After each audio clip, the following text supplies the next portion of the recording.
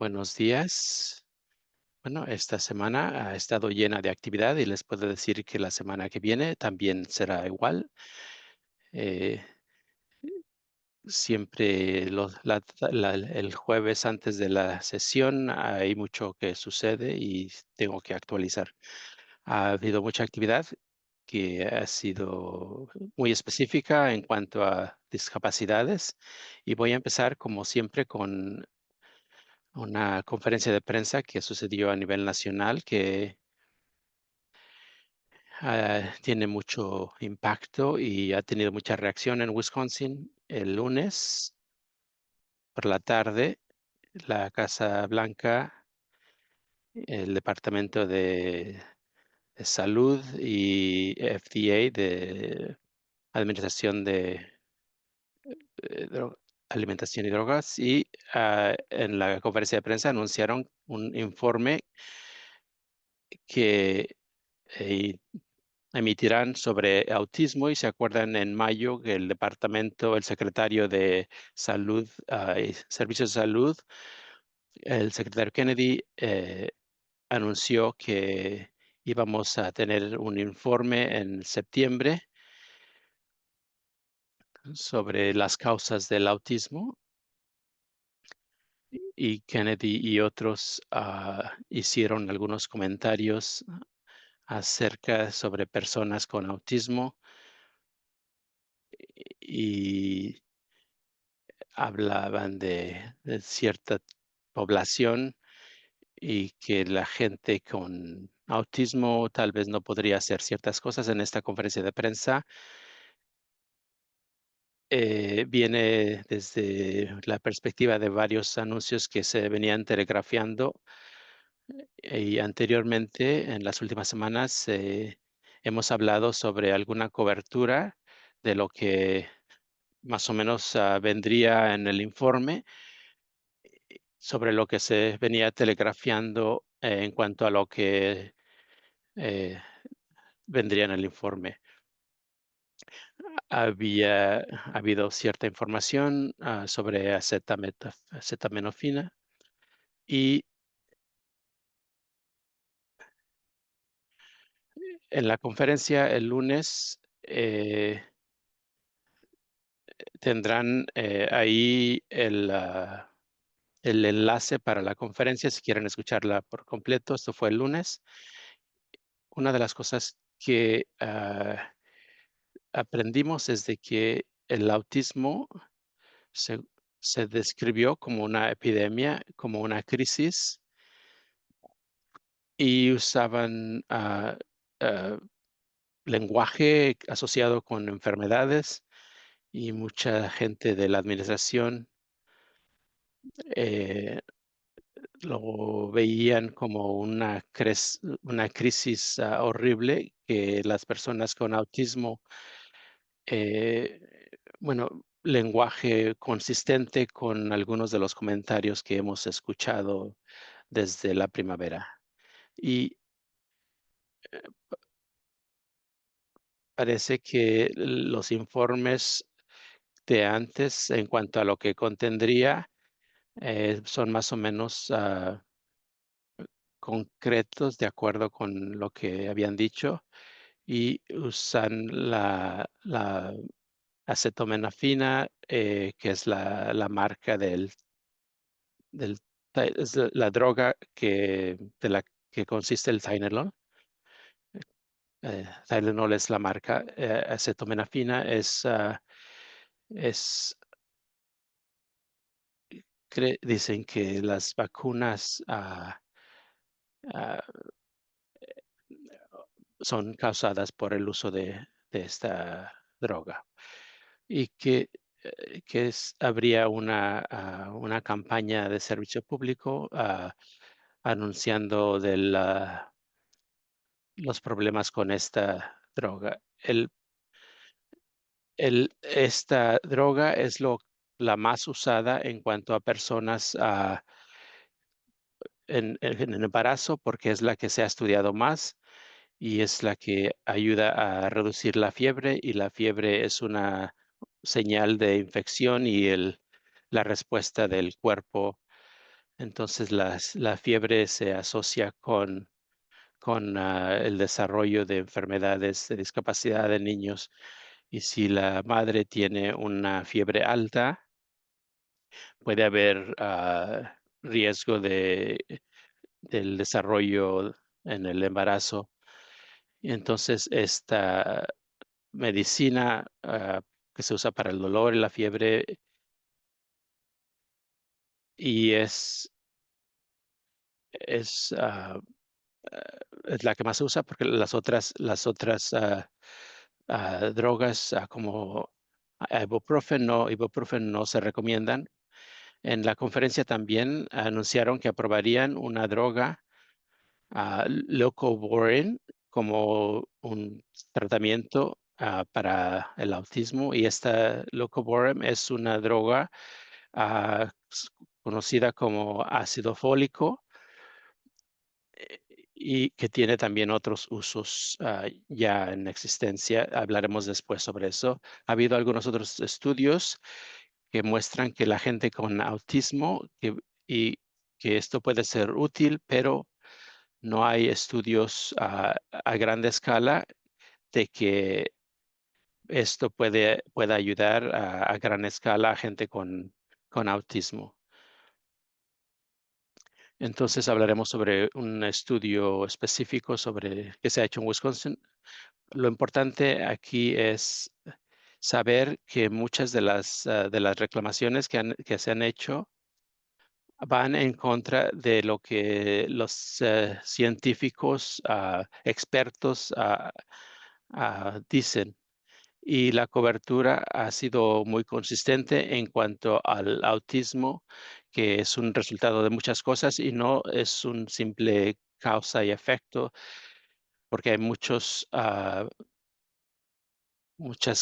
cosas que causas eh, a factores ambientales, a factores genéticos que se combinan para potencialmente causar el autismo. Y también hay una discusión sobre el hecho de que ha habido muchos más diagnósticos en el autismo es porque estamos haciendo más screenings, mucha más gente se está contando y por lo tanto entra más gente dentro de la categoría del espectro. Se han hecho muchas más pruebas y más de la gente que se hace las pruebas, pues entra dentro de la categoría y los científicos han sido que esa es la causa por la cual se ve un incremento en los números. También ha habido mucha investigación que ve la conexión entre las vacunas y el autismo y no ven que eso sea la causa. En esta conferencia han dicho ciertas cosas que la ciencia no apoya. La ciencia no apoya y en algunos casos los científicos dicen que está muy claro que no hay una conexión entre el autismo y las vacunas.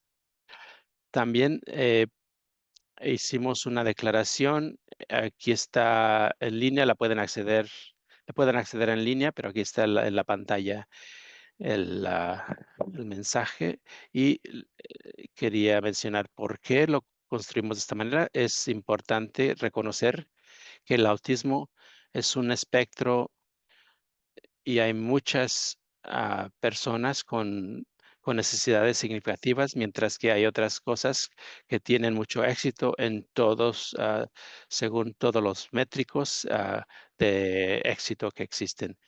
O sea que hay un rango amplio del espectro y una de las cosas que vimos cuando el secretario Kennedy hizo sus comentarios en la primavera es de que había una lista larga que dijo que gente con autismo nunca podría ser, eh, y hubo una reacción natural de padres que tienen miembros de su familia con autismo que pueden hacer muchas de esas cosas que se mencionaron y empezaron a decir que, pues sí, que mi gente puede hacer eso y eso ayuda porque hay mucha gente con autismo que puede tener ciertas habilidades y a lo mejor pueden hacer unas cosas o no otras, y y ese es el punto, ¿no? Que no tienes que probar, que no deberías de tener que probar, ah, una número de métricos para decir que tú eres, persona de valor, y reconocemos que cada persona con autismo tiene valor y no se trata de cuánto participan o no, o el tipo de ayuda, la cantidad de ayuda que necesitan, y que eso no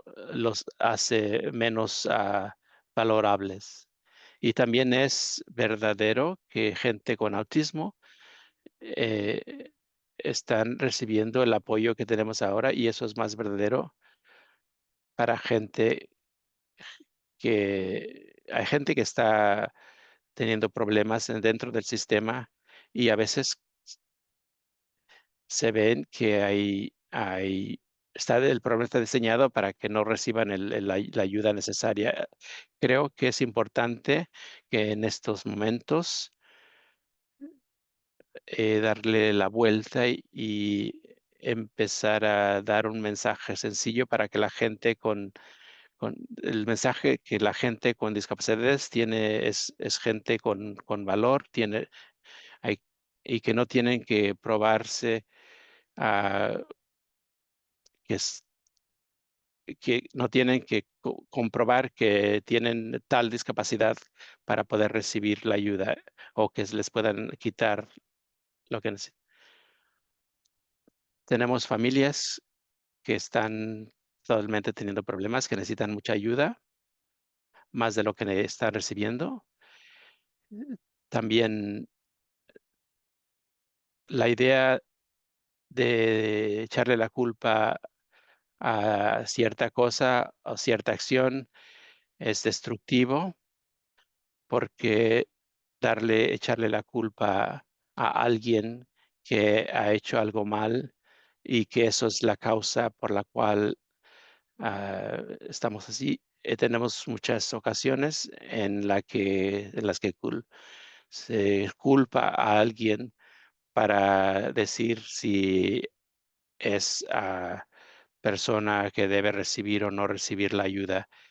Y el autismo es algo natural que siempre ha existido, impacta, afecta a la gente de diferentes maneras, y es eh, una razón por la cual no hay una simple razón por la cual se puede identificar con el autismo, y estamos entonces tratando de reconocer que hay mucha necesidad que no se ha que no se ha cumplido, y lo que escuchamos el lunes no están, ayudando a esas cosas, a las familias con más dificultades. Muchos de los, Muchos defensores en Wisconsin reaccionaron esta semana y esta es una pequeña muestra de los artículos que se publicaron. Aplaudo a todos los defensores y parientes y personas con discapacidades y se pusieron en contacto con la prensa y empezaron a hablar de esto. Varias historias, artículos mostraban la perspectiva de esas familias y mostraban, bueno, algunas de las cosas que se han dicho simplemente no ayudan a la realidad en la que estamos en este momento.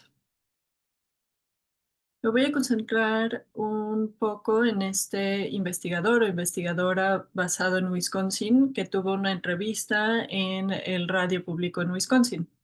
Ella habló de la base científica acerca del Tylenol y el leucovorin de una manera que me pareció muy útil. Yo noté que en cuanto se publicaron esas declaraciones el lunes por parte del gobierno, hubo mucha conversación, mucho tráfico en las redes sociales con muchas preguntas, mucha confusión, lo cual se comprende. Se preguntaba mucha gente qué significa esto, de qué estudios están hablando. Hay algunos estudios pequeños. Hay muchísimos estudios acerca del acetaminofén y su uso durante el embarazo. Hay buenas razones por las que es el medicamento que más se ha recomendado para tratar las fiebres durante el embarazo. Y activamente el gobierno le decía a las mujeres que no tomen este medicamento durante el embarazo. Y esta investigadora decía, de hecho, la presencia de la fiebre es un riesgo y hay otros medicamentos para manejar el dolor y la inflamación que sí se sabe que pueden causar daños durante el embarazo. Así que este es otro recordatorio. Hay recomendaciones que existen desde hace mucho acerca de qué medicamentos tomar y cuáles no durante el embarazo, y el acetaminofén es uno de los medicamentos más estudiados. Entonces, las personas que están o han estado embarazadas, hay un gran cuerpo científico que ya muestra que tomar ciertas cantidades de acetaminofén en consultación con su médico es seguro. El leucovorin es un producto que se sugirió como tratamiento del autismo. Es un medicamento aprobado para otras cosas. Su primer uso o su uso más común es como medicamento para reducir el impacto de los efectos secundarios de la quimioterapia. Pero me pareció que esta investigadora hizo muy buen trabajo comunicando, ok, hay grupos de personas con autismo que tienen un tipo de deficiencia de folato específica. Y ella comunicó muy claramente que esto es muy difícil de identificar y hacer una prueba para identificarlo. No es una prueba fácil y hasta puede necesitar una punción lumbar. Entonces, se puede diagnosticar esto para una persona con autismo. No es una deficiencia que tengan todas las personas con autismo. Algunas personas con autismo sí tienen esta deficiencia y es algo que se tienen que hacer pruebas muy serias para determinar si existe esta situación o no. Esta investigadora dijo, hay un estudio que muestra para algunas personas con autismo que tienen este tipo de deficiencia de folato específico, sí puede ser un tratamiento. Los estudios que existen sobre el leucovorin solo miran a personas que tienen esa deficiencia específica. Entonces ellos pasaron por el proceso de pruebas, saben que tienen esa deficiencia y cuando usan este medicamento como suplemento, mejora síntomas para algunas personas, no para todos. Así que sí existe este pequeño estudio que dice que para algunas personas con autismo que tengan esta deficiencia puede ser de ayuda. Pero eso no es lo mismo que decir, este es un medicamento que sirve de tratamiento para todas las personas con autismo, sin importar que tengan o no esa deficiencia de folato. Así que creo que este es un mensaje muy importante porque hemos visto conversaciones de gente tratando inmediatamente de lograr que su médico les recete este medicamento. Creo que ese es uno de los peligros cuando a la gente le dicen que esta es una causa o un efecto, empiezan a cambiar su comportamiento. Pero si una persona con autismo no tiene esta deficiencia específica y le dicen que este es un tratamiento que va a mejorar sus síntomas y no mejora sus síntomas, porque en realidad no le está ayudando con una deficiencia que exista, creo que puede tener un muy mal efecto en las personas cuando están buscando algo fácil que hacer y que pueda causar un cambio y que en realidad ese cambio no sucede. Algunos artículos a nivel nacional. Este es un artículo que pueden acceder a él aunque no tengan, no estén suscritos a esta publicación. Pero me pareció un artículo bastante completo acerca de nuestra definición del autismo, quién se incluye en esa definición, cómo ha cambiado la definición. Y también habla de algunos otros comentarios que se hicieron en la conferencia de prensa. Dijeron que algunos grupos de personas o algunas partes del mundo no tienen autismo y dijeron que en esos lugares no se usa el acetaminofén o las vacunas y que por eso no existe el autismo. Eso no es verdadero. El autismo existe en todo el mundo, ya sea que a las personas se les hagan pruebas o no. En algunos lugares no le dicen al acetaminofén acetaminofén, en algunos lugares hay menos acceso a las vacunas, pero el autismo existe en todo el mundo. Culturalmente, lo que varía mucho dependiendo de la cultura es el estigma o la aceptación de las personas con autismo. Entonces, aquí hay información importante si se busca una buena comprensión de la historia del autismo y de cómo lo comprendemos en el mundo. Este es un buen lugar para eso. No voy a repasar todos estos artículos, pero ha habido un gran volumen de artículos desde el punto de vista científico que refutan el enlace de las acetaminofén en el embarazo y el autismo. Y también hablan de la utilidad de este medicamento al autismo y hablan de los estudios que no encuentran ninguna conexión entre las vacunas y el autismo. Así que ha habido mucha cobertura que habla de los huecos que existen en el conocimiento científico y la comunidad científica está diciendo lo que oímos el lunes no es correcto. También hemos visto más personas con autismo a nivel nacional que están hablando de este asunto desde el mismo punto de vista que muchas personas lo han hecho en Wisconsin, que dicen, creemos que es importante investigar las causas y otras cosas, pero dedicar tanta atención y tanto tiempo a pensar en el autismo como algo que debemos de evitar o prevenir, realmente ignora la realidad de que el autismo siempre ha estado con nosotros y siempre va a estar, y también ignora la realidad de lo que necesitan en este momento las personas con autismo y sus familias. Han habido varios artículos grandes que están saliendo ahora hacia el final de la semana, que están mucho más alineados con lo que decían los defensores del autismo en Wisconsin al principio de la semana. Entonces, ya que hemos tenido unos cuantos días después de esta conferencia de prensa, y por supuesto, siempre hay más cosas que están sucediendo. Así que es importante estar en contacto con los legisladores y hablar de los daños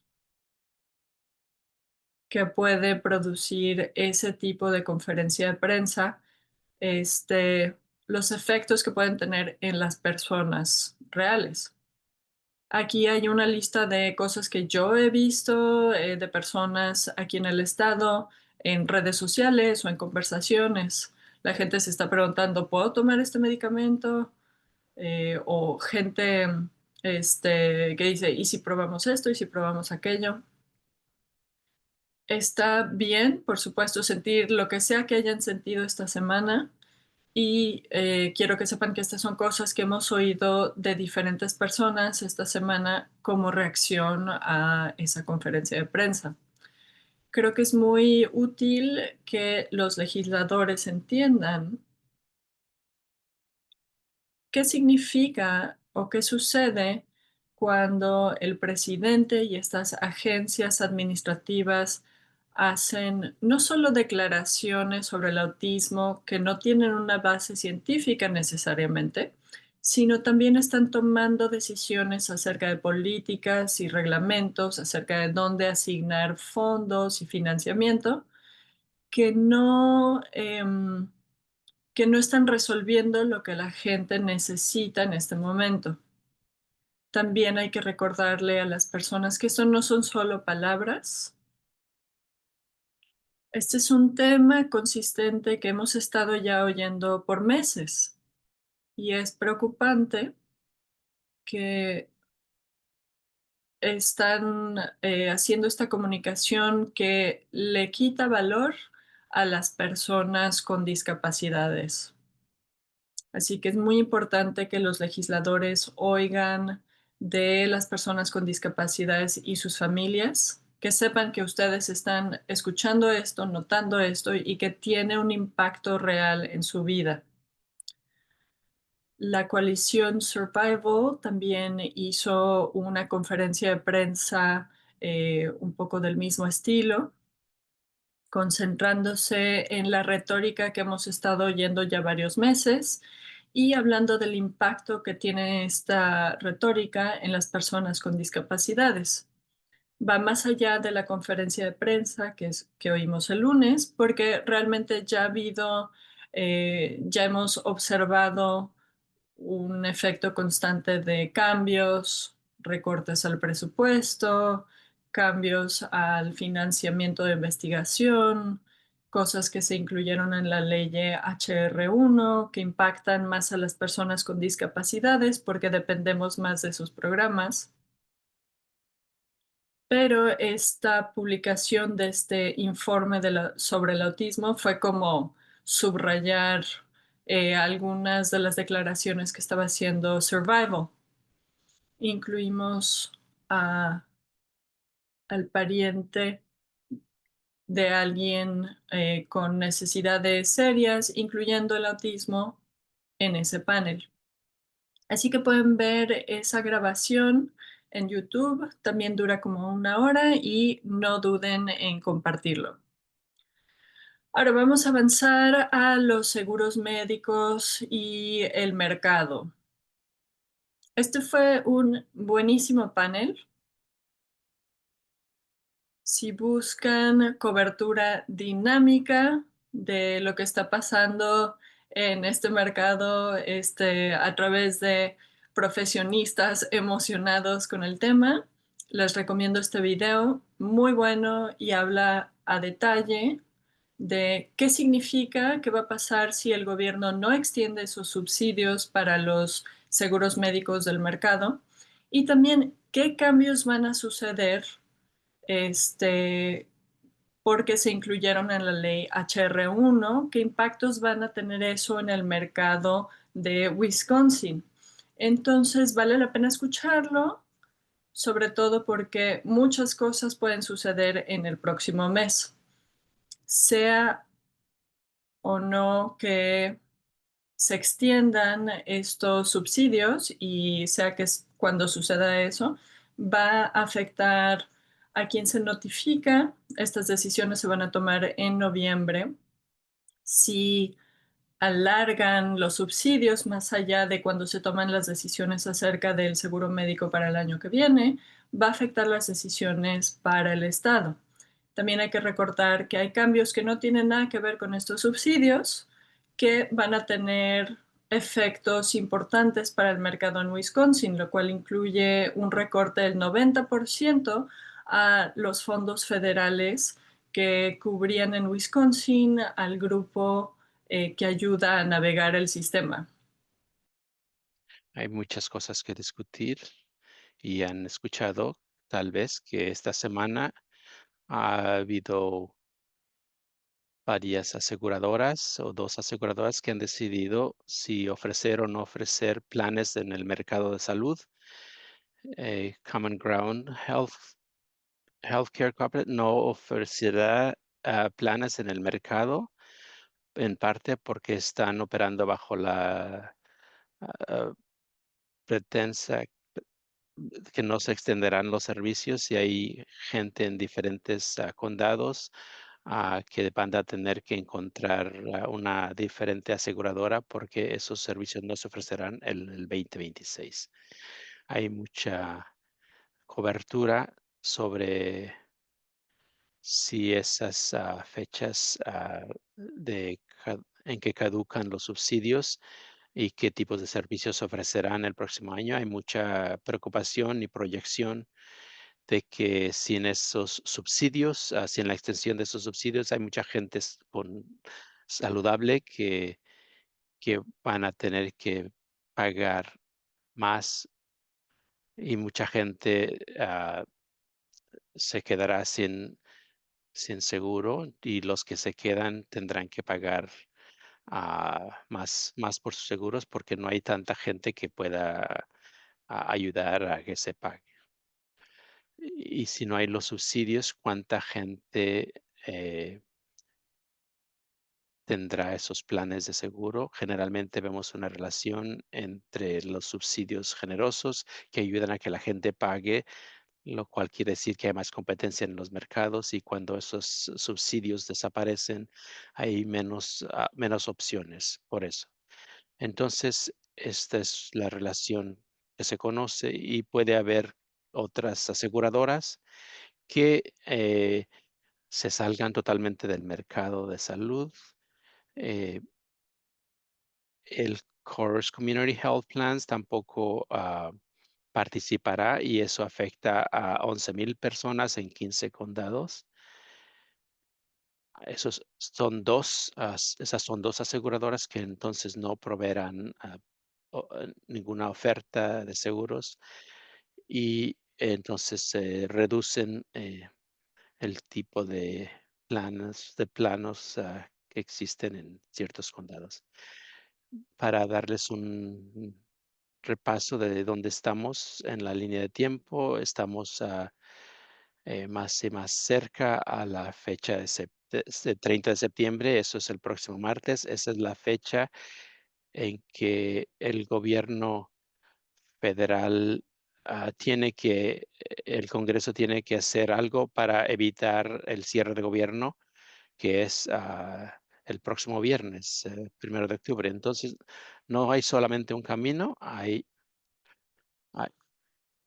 para evitar el viernes pasado, el, la Cámara de Representantes aprobó la versión republicana, y esencialmente es una extensión del plan existente hasta el noviembre 21, con dinero extra para asegurarse de que la gente en el Congreso y los administradores y miembros del legislativo lo llamaron a algo claro.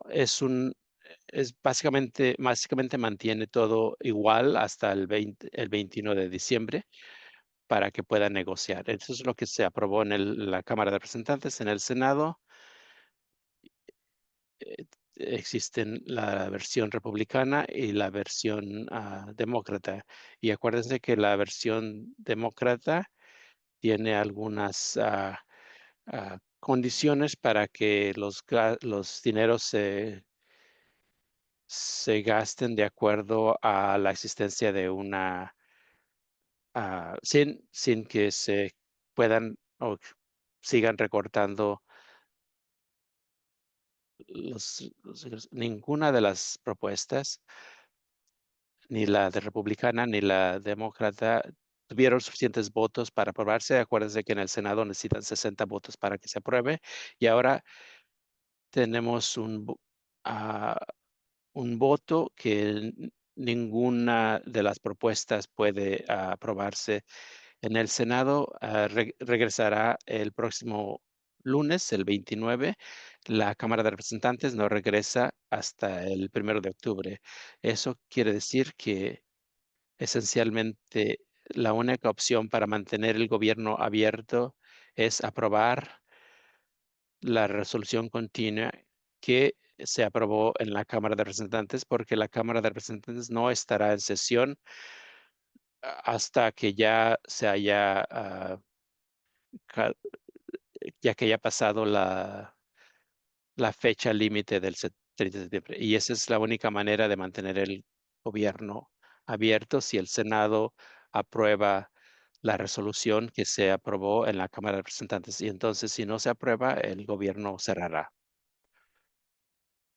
Hemos cubierto lo que significa una clausura de gobierno, pero es importante enfatizar que eso significa que si hay clausura, le da más poder al gobierno sobre cómo distribuir y gastar los fondos federales. Generalmente el Congreso pasa un presupuesto en un proceso normal, acuérdense que tal vez el Departamento de Trabajo, el Departamento de Educación, tienen muchas cosas que son importantes para gente con discapacidades. Hay muchos detalles, muchos informes que se incluyen dentro de esas propuestas de ley. Si estuvieron aquí con nosotros en agosto, acuérdense que nos emocionamos, entusiasmamos porque el Senado tenía una versión, un informe muy detallado como parte del comité de presupuesto que pasaron. Y yo decía que nos damos cuenta que o queremos que usen el dinero en estos programas para gente con discapacidades, y la versión de la Cámara también decía cosas similares. Pero esos informes son parte del proceso de apropiaciones, del proceso de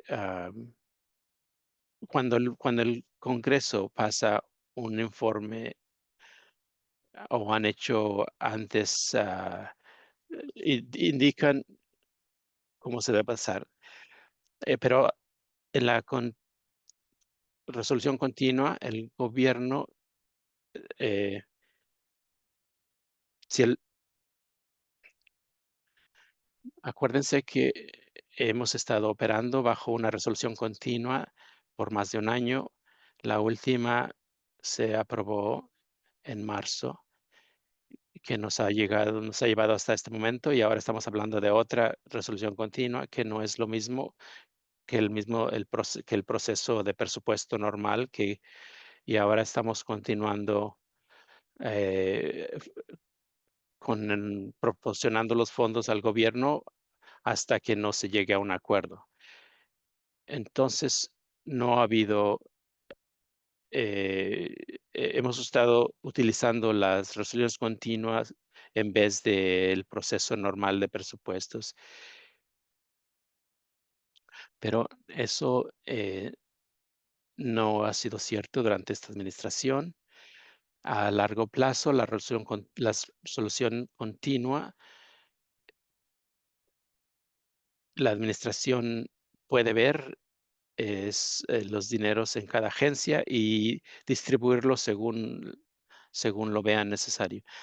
La administración actual tiene,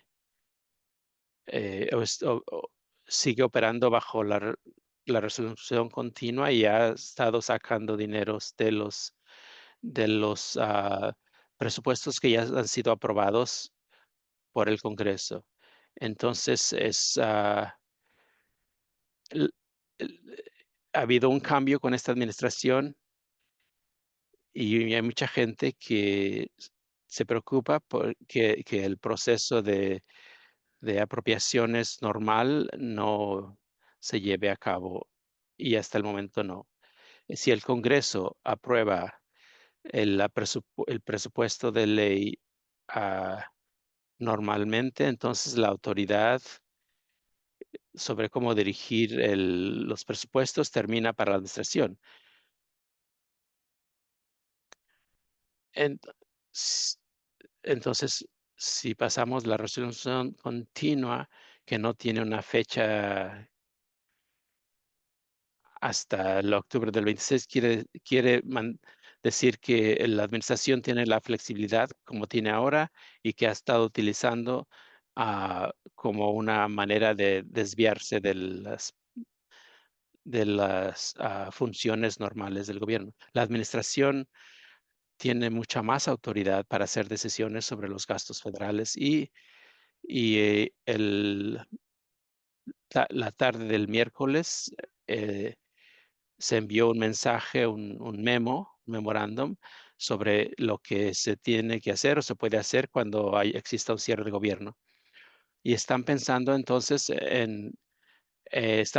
el cierre de gobierno de una manera muy diferente a como se ha pensado anteriormente. Generalmente, cuando hay un cierre de gobierno, no es por mucho tiempo, a lo máximo 30 días.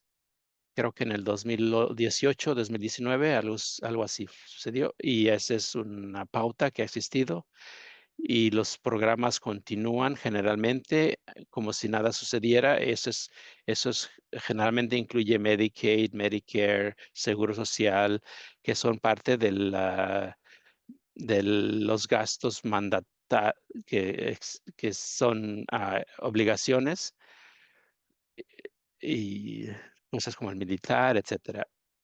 Luego, generalmente lo que ha sucedido es que la oficina del presupuestaria tiene ciertas, discreciones para hacer cosas que para la gente con discapacidades o la gente en el Departamento de Educación, en el Departamento de Salud, muchos de los programas que se impactan, están bajo esa discreción de la administración, y generalmente la administración puede decidir quién es esencial, quién es no esencial y quién puede venir a trabajar, quién no puede venir a trabajar en caso de que haya cierre de gobierno.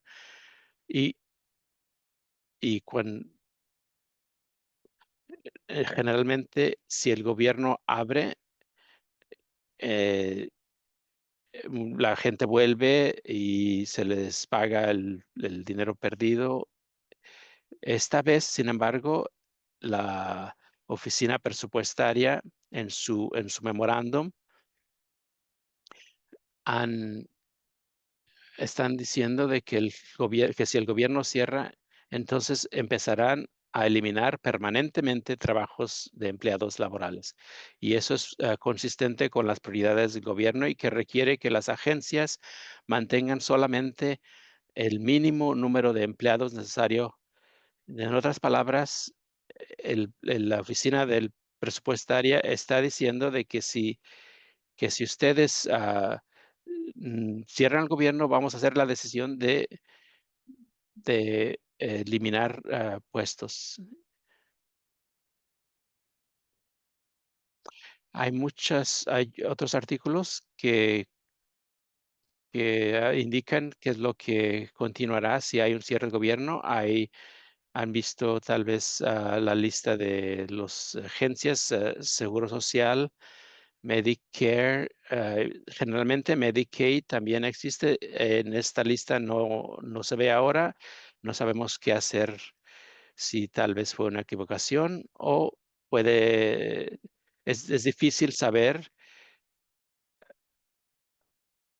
No sé cuál sea mi sentimiento, pero hay programas que generalmente no se afectarán, pero otros muy importantes para gente con discapacidades.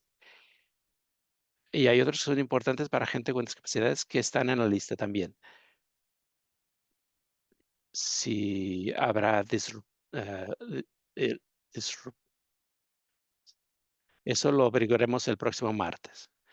Po Hay una pregunta que le podemos hacer al Congreso. Si cierra el gobierno, ¿cómo van a garantizar que no se recorten los fondos para los programas de discapacidades? Hay mucha conversación acerca de va a cerrar el gobierno o no, y como estratégicamente pensando qué significa si sucede esto, si sucede aquello, quién gana, quién pierde. ¿Se puede seguir todo eso? Yo creo que lo mejor para nuestro propósito es simplificarlo a ¿va a cerrar el gobierno, sí o no? ¿Y qué va a suceder si lo hay? Y si sí hay un cierre, va a haber programas de discapacidad que van a tener un impacto a largo plazo porque esta oficina OMB está diciendo que van a hacer algo diferente a lo que se ha hecho antes. Otra cosa importante que tiene que hacer el Congreso o no este otoño tiene que ver con los subsidios a los seguros médicos de ACA. De nuevo, los subsidios que ayudan a reducir las primas mensuales para estos seguros médicos van a caducar a no ser que el gobierno decida extenderlos. No va a ser el único impacto que va a tener el mercado ACA. También ha habido cambios a los reglamentos administrativos que van a tener impacto en el mercado. pero la gran parte de la atención se ha centrado en la gran cantidad de dinero que el gobierno va a sacar del sistema y que van a tener que llenar ese hueco las personas que contratan los seguros médicos. No está claro si hay apoyo para continuar los subsidios, si hay interés de ambos lados de la escala política um, en hablar de cómo continuar esos subsidios, pero no todo el mundo está interesado en eso. Se ha presentado una ley para extender esos subsidios por un año, la cual pondría una nueva fecha de caducidad de esos subsidios para el año que viene después de las elecciones de medio término. Parece que esa ley no tiene suficiente apoyo para ser aprobada. Los demócratas propusieron otra idea para extender los subsidios en permanencia y parece que eso tampoco tiene suficiente apoyo. Hay miembros del Congreso que no quieren extender esos subsidios y hay otros miembros que quieren que se hagan cambios a quién puede obtener esos subsidios. Se ha hablado públicamente de hacer límites de ingresos y si se gana más de cierta cantidad de ingresos ya no pueden obtener esos subsidios o decir que las personas que ya están en ese programa puedan continuar los subsidios, pero las personas nuevas que se inscriban no. También se ha hablado de que pedir que haya un deducible que tienen que gastar las personas antes de obtener ese subsidio. Así que hay muchas ideas muy diferentes acerca eh, de cómo manejar esto. Así que aún si se aprueba una continuación de estos subsidios, puede que haya cambios importantes. También hay grupos de intereses y esto sucede cuando hay crisis en las que tiene que suceder algo o si no sucede alguna otra cosa. Hay algo de ventaja en la que algunas personas pueden aprovechar para incluir sus prioridades en la cosa que tiene que suceder o se tiene que probar para que suceda lo otro. Estos grupos de los que hablo tienen prioridades políticas que, si se incluyen, habría miembros que no querrían aprobar esa ley. Le llamamos a eso una, una, como un caballo de Troya, porque es como ponerle algo ahí que hace que se vuelva imposible para otras personas votar a favor de esta ley. Y es una estrategia que a veces se usa para matar un proyecto de ley. Es una ley que hace cosas que quieren las personas y cosas que completamente quieren evitar las personas. Y si hay suficientes cosas que la gente quiere evitar, entonces se vuelve una ley por la que no pueden votar. Así que todo esto está, digamos, en el contexto a medida que se acerca esa fecha límite. Una de las cosas que comunicó ese panel del que hablé hace un rato es que la fecha límite para la caducidad de los subsidios técnicamente es el 31 de diciembre, pero el Congreso tiene que decidir en octubre, para evitar los impactos de esos subsidios. La incertidumbre que tienen los aseguradores en este momento y que tienen también las personas que han contratado planes seguros médicos va a empezar a influenciar la toma de decisiones ahora y en noviembre especialmente. En noviembre, muchas personas que tienen contratado un seguro médico es cuando se les avisa cuánto va a aumentar su prima mensual para el año que viene.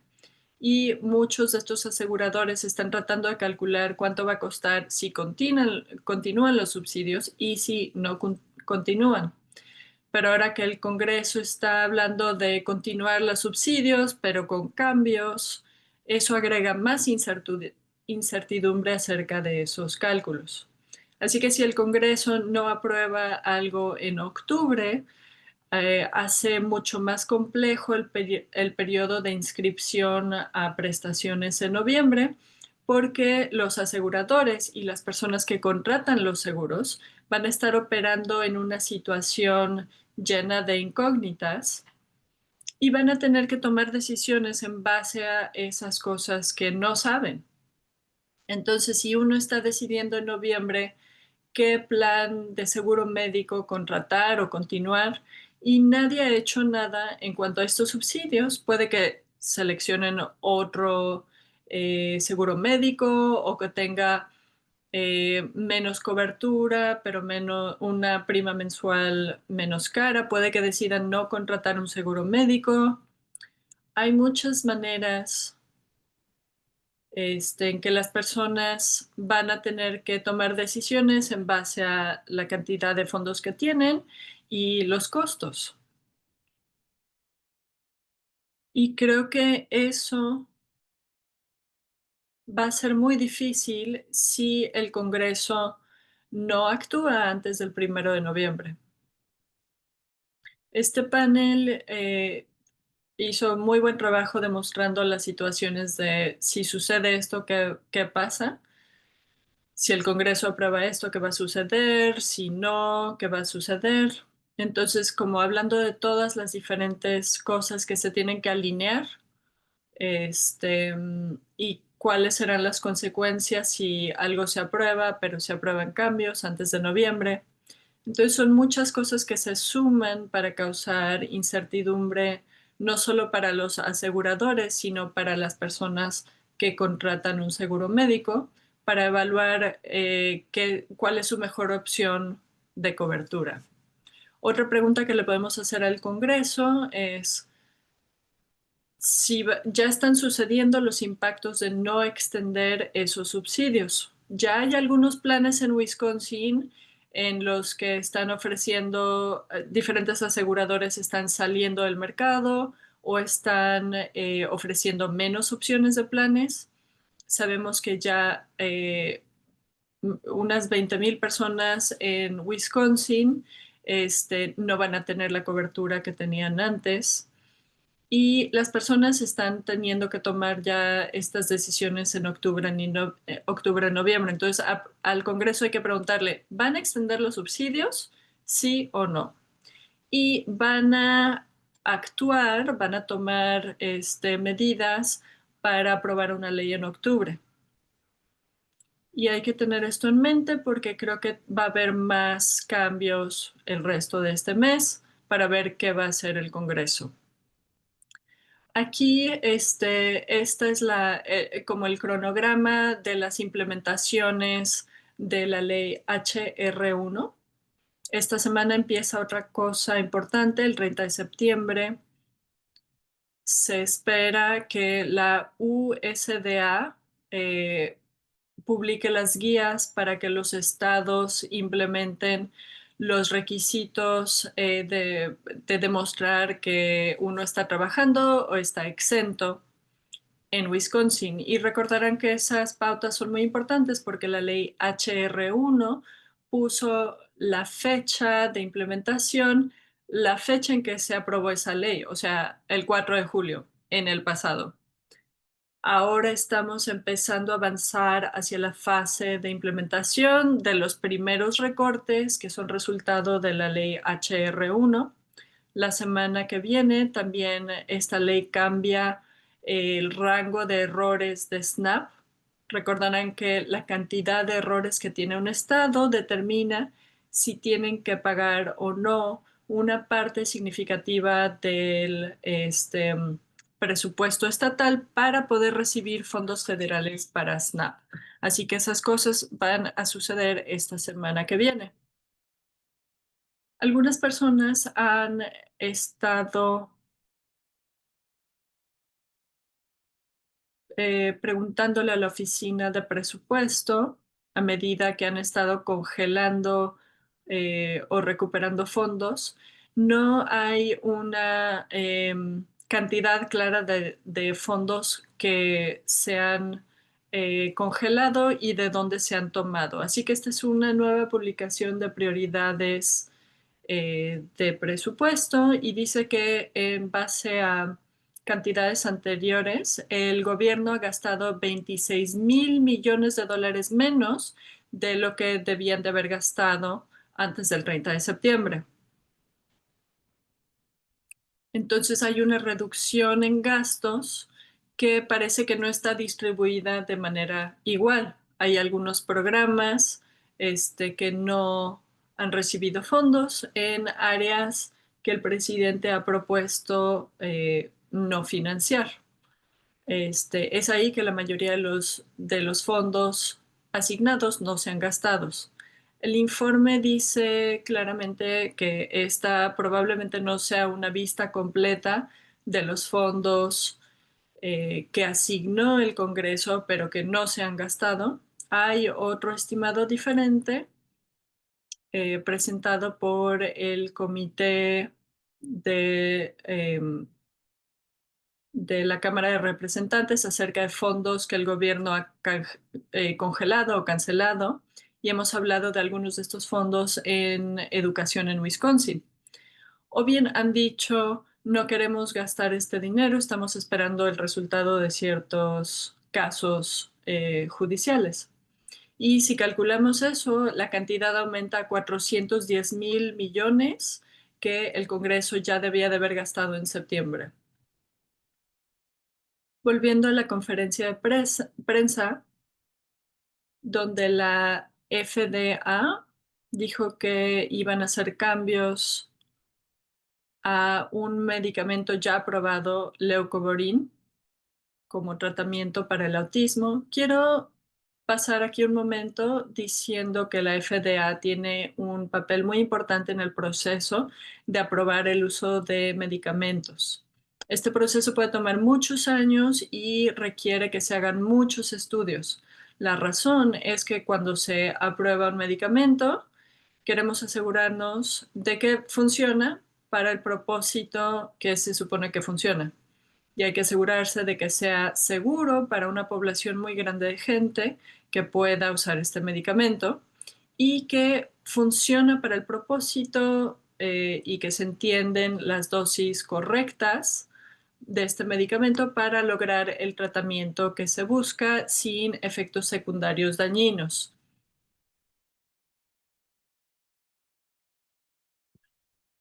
A veces hay propósitos adicionales que descubren después en cuanto a si son útiles o no ciertas drogas, o si recetan una medicina para X cosa secundaria, eso por sí solo no es inusual que la medicina, el medicamento que se ha aprobado, después puedan descubrir que ayuda a tratar otras enfermedades.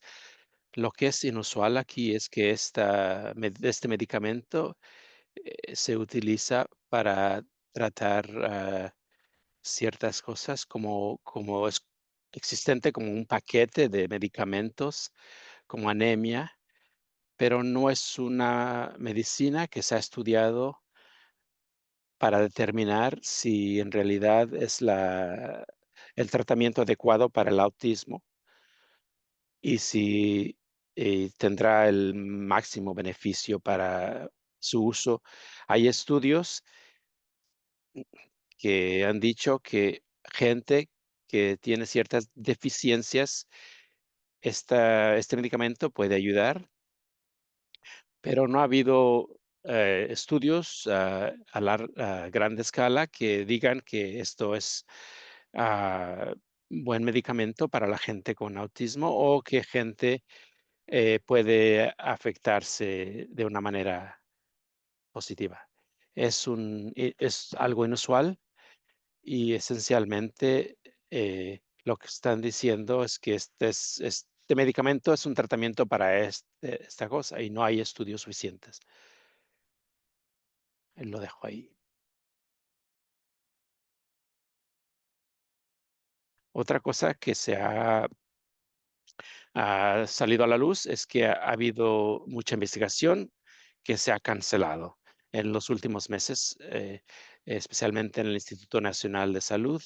Y esos estudios, esas investigaciones han tenido que ver con autismo y que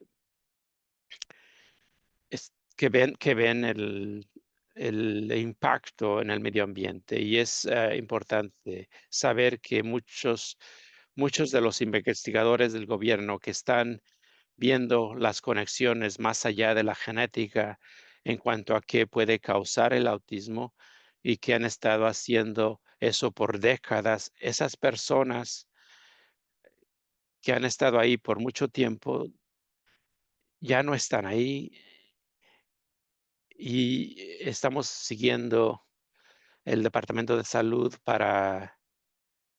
porque están haciendo ajustes en sus inversiones, para otro tipo de investigación sobre el autismo. Entonces, debemos notar que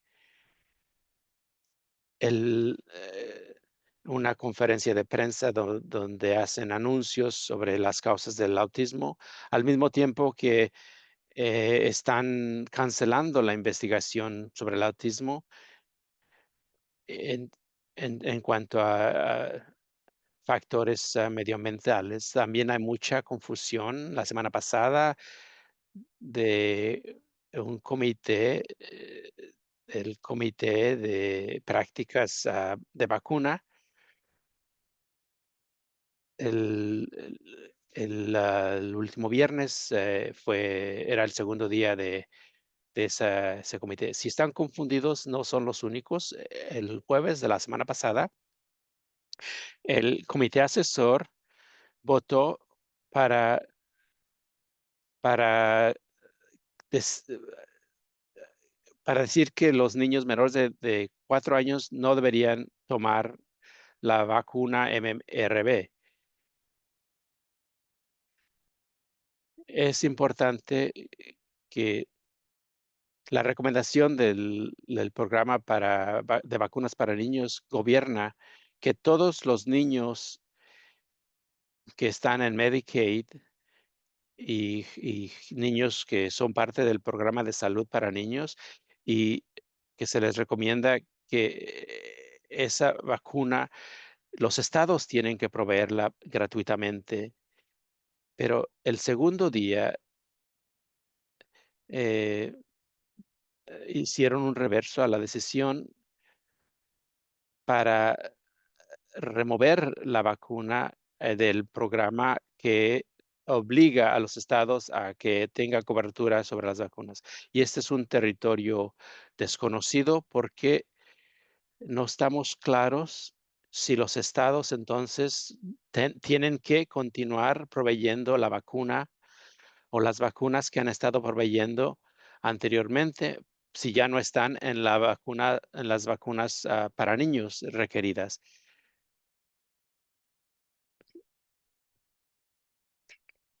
S- entonces, si no están en la lista, si deben o no dar esas vacunas a los niños.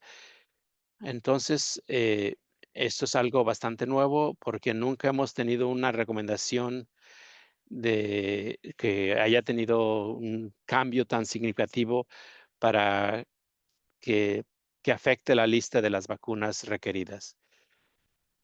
La vacuna para la hepatitis generalmente eh, se recomienda para los recién nacidos para prevenir hepatitis B, que causa problemas de cirrosis y del hígado a jóvenes.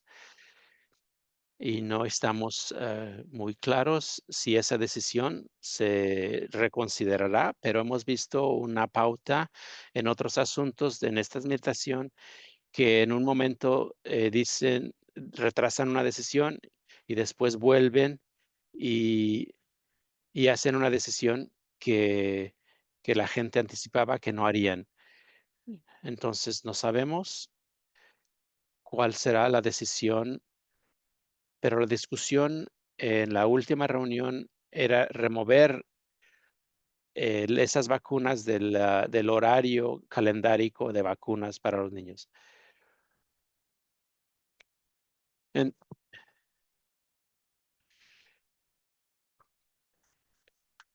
entonces, sí, tuvieron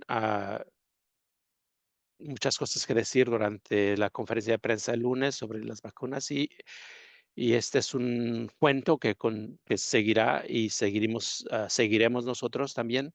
Todas esas actividades de la semana pasada que tiene que ver con el comité asesor, quiere decir que hay muchos estados que están empezando a repensar, a reconsiderar si establecer sus propios protocolos de vacuna. El panel que hizo esas decisiones la semana pasada, ah, pues ha significado de que compañías de seguros que depende de esa información en cuanto a qué hacer y qué no hacer, no están obligados a esas recomendaciones. Los estados pueden seguir esas recomendaciones o no, pero hay ciertos grupos de estados que están creando coaliciones de multiestados para emitir sus propias recomendaciones y hay estados que tal vez están yendo hacia otra dirección para eliminar esas vacunas. Entonces estamos viendo aproximaciones diferentes dependiendo de dónde vive. Y es importante notar que antes de que hubiera, bueno, anteriormente los estados tenían diferentes ideas, diferentes recomendaciones y la razón por la cual hay una recomendación universal es que el tener diferentes requisitos, dependiendo de la geografía, no era algo que ayudaba desde el punto de vista de salud para prevenir las enfermedades, porque las enfermedades no respetan a las líneas de los estados, pero los sistemas entonces pueden cambiar cuando diferentes personas entran en el poder y luego crean confusión.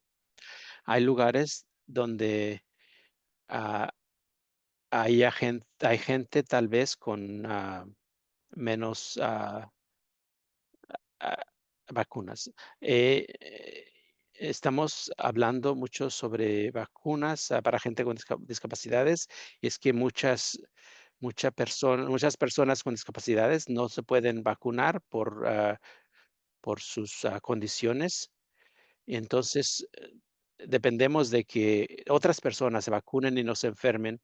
Las vacunas quiere decir que la gente puede evitar enfermarse o tener una condición seria como resultado. En Mientras más gente se vacune, menos opciones para que las enfermedades vayan e infecten a individuos. Así que las personas, ah, mientras menos gente con vacunas exista y con los requisitos en diferentes lugares o el acceso con accesos diferentes, o si hay gente que quiere y no puede recibir la vacuna, am, cualquiera que sea la razón, la población ah, con vacuna se reduce y por lo tanto afecta a otras personas. Y esa es la política y el enfoque de la gente con discapacidades, que hay que nos interesa que haya mucha más gente en esa categoría, a menos que haya una razón por la cual no se pueden vacunar. Y entonces dependemos de la gente, del resto de la gente, del resto de la población para que no se enferme. Otras actividades esta semana que, que han sucedido, ¿se acuerdan que tal vez la ley HR1 recortó los beneficios de SNAP? Esta semana la Oficina de Estadísticas de Trabajo dijeron que no harían sus informes, anuales sobre la inseguridad de la comida, de los alimentos, y eso es, importante porque entonces los encargados de crear las políticas, no tienen la información necesaria para saber quién está o no está, siendo alimentado. Las medidas, el, hay hay mucha gente preocupada de que potencialmente tengamos mucha más gente, que necesite asistencia de alimentos o que esté tratando de conseguir alimentos porque sus ingresos no alcanzan para conseguir los alimentos que necesitan. Entonces, hay mucho más riesgo del número de gentes, de personas que esté, ah, sufriendo de hambre. Entonces, cómo continuar los programas de asistencia alimenticia que por el momento, están al 100%, subsidiados por el gobierno federal. Entonces, los estados van a tener que absorber los costos administrativos y entonces puede crear un hoyo dentro de sus presupuestos, un hueco, y porque van a tener mucha más gente que van a tener que incluir en sus requisitos. Esta semana también hubo unos informes dramáticos en cuanto al número de personal que está buscando vivienda. Las leyes de discriminación contra la vivienda también afectan a gente con discapacidades porque hay gente con discapacidad que tienen dificultades en encontrar una vivienda, especialmente si necesitan acomodaciones.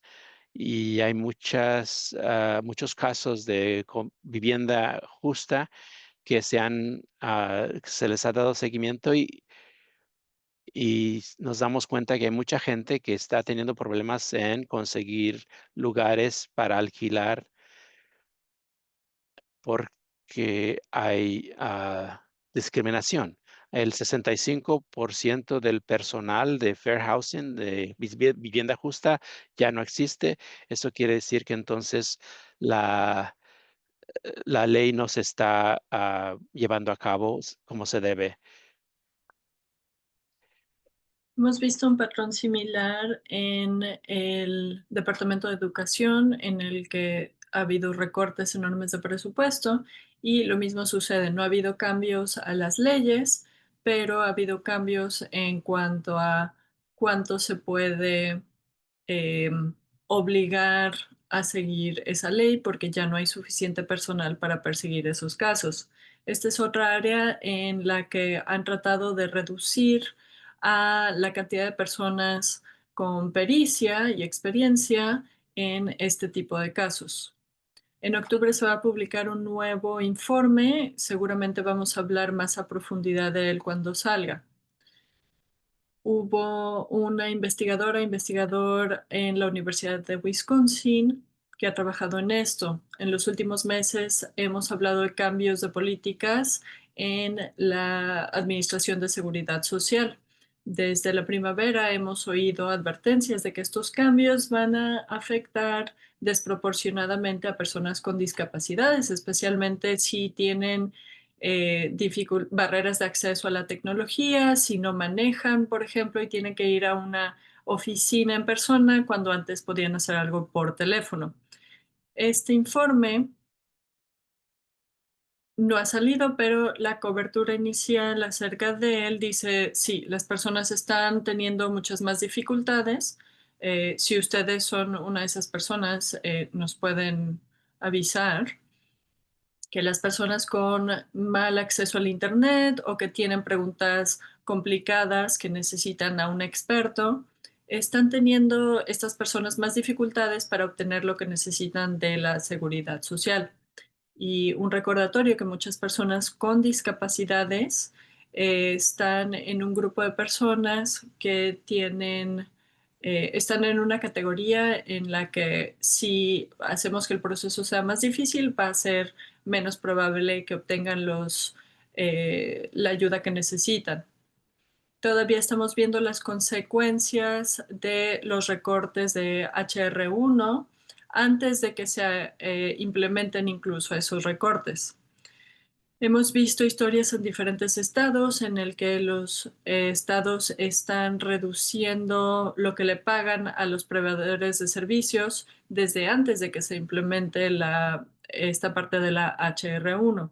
Algunos estados están ya considerando hacer esas reducciones en estados donde todavía no han preparado sus presupuestos anuales, por ejemplo, en Pensilvania. En el estado de Washington hay otro ejemplo que es una de las cosas que dijimos que podrían suceder a medida que los estados evalúan cómo llenar sus huecos presupuestarios. En Washington no cambiaron quién es elegible para estar en Medicaid, pero hicieron recortes muy grandes al programa que van a impactar los servicios. Su presupuesto estatal hizo un recorte de 782 millones a Medicaid. Básicamente, redujeron 336.5 millones en lo que contribuía el Estado, y eso significa que si ellos no contribuyen eso, no reciben una contribución igual federal. Así que cualquier recorte a Medicaid que gasta un estado tiene un impacto grande porque no solo se reduce la cantidad que contribuye el estado, sino que se deja de recibir la cantidad correspondiente del estado federal. Así que ese recorte estatal acaba significando un recorte de 782 millones porque significa que no se reciben los fondos federales correspondientes. El 95% de las reducciones que son parte de estos recortes que ya se hicieron son a atención médica en general, servicios a personas con discapacidades y personas mayores y la asistencia a largo plazo. Así que las personas que eran elegibles ayer siguen siendo elegibles hoy para participar en Medicaid, pero los servicios que pueden recibir han cambiado. Cuando se quita dinero del sistema, se reduce la cantidad de proveedores de servicios. Así que si las mismas personas o más personas siguen teniendo esas necesidades y hay menos personas que ofrezcan los servicios, hay personas que técnicamente van a ser elegibles, pero en la práctica no van a poder recibir los servicios. Y esto lo comunica claramente este artículo. Un último artículo, la Oficina de Responsabilidad en el Gobierno, GAO, ha revisado el programa de requisitos de Medicaid en los que se tiene que probar que uno está trabajando o exento, y eso es en Georgia. Esto lleva ya varios años y la oficina GAO dice que buena parte de sus gastos se dedican a la administración del programa. Revisar si las personas han trabajado suficiente para participar en el programa. Han gastado mucho más en esa administración que en los servicios médicos en sí. Esa cantidad de gastos administrativos se ha reducido un poco a lo largo del tiempo, pero aún así la cantidad más reciente dice que gastan casi el 60% de los fondos para ese programa, lo gastan en cosas administrativas, no en la atención médica. Y la cantidad de personas elegibles para este programa son casi 250,000. Sin embargo, solamente unas 9,000 personas están inscritas en este programa. Así que se ha escrito mucho acerca de este tipo de cosas, pero a medida que los estados evalúan si y cómo implementar este tipo de requisitos de trabajo, es interesante ver en donde ya se ha implementado cuántas personas no pueden acceder al programa al que deberían de poder acceder, y además los gastos administrativos que se tienen que hacer para el escrutinio de las personas que están tratando de acceder a la atención médica. Una de las preguntas que me quiero asegurar de responder tiene que ver con el posible cierre del gobierno y si va a haber fondos a Medicaid o no, si las personas van a perder servicios o no. Les dije que nuestro programa, nuestro estado maneja el programa de Medicaid y recibe reembolsos del gobierno federal, así que creo que no va a haber cambios a los servicios que reciban las personas durante un cierre de gobierno. Así que quería verificar eso. No quiero que la gente se preocupe demasiado, pero es que cuando veo algo que generalmente se incluye en una lista y de pronto no, me llama la atención. En los cierres de gobierno en el pasado, Medicaid ha sido uno de los programas obligatorios a los que no les afecta el cierre de gobierno. En esta lista que vi no se incluía Medicaid, entonces es lo único que sabemos. En el pasado, en cierres anteriores, Medicaid, Seguridad Social, Medicare, todo ha seguido funcionando de manera normal. No ha habido ningún ajuste a esos programas. Tienes razón, el Estado se combinan fondos estatales y federales para pagar por Medicaid. Es un programa basado en reembolsos. Entonces, paga los servicios de atención médica de servicios que ya han sucedido. Entonces, generalmente lo que está sucediendo es que se le está pidiendo, los estados le piden al gobierno federal eh, reembolsos por gastos que ya han pagado. Entonces, el Estado dice, aquí están los gastos de servicios médicos que ya han sucedido, y entonces se aprueban esos gastos y el gobierno federal envía el dinero correspondiente. Generalmente es así que ha funcionado. En cierres de gobierno así ha funcionado. Esta primavera había algo de preocupación de que se interrumpieran los portales de pago de Medicaid durante unos días y eso causó preocupación, pero lo único que sabemos es que esta publicación específica no incluyó Medicaid en esa lista de cosas que no tenían interrupción. Puede que haya sido un olvido, una omisión, quién sabe. Pero antes siempre Medicaid ha sido uno de los programas que no se interrumpen cuando hay un cierre. El Estado le dice al gobierno, aquí están los cobros, nos puedes dar el dinero que nos debes por cubrir esos costos. Y ese es el ciclo que ha continuado en cierres anteriores. Ok, creo que esa era la única pregunta, así que me despido.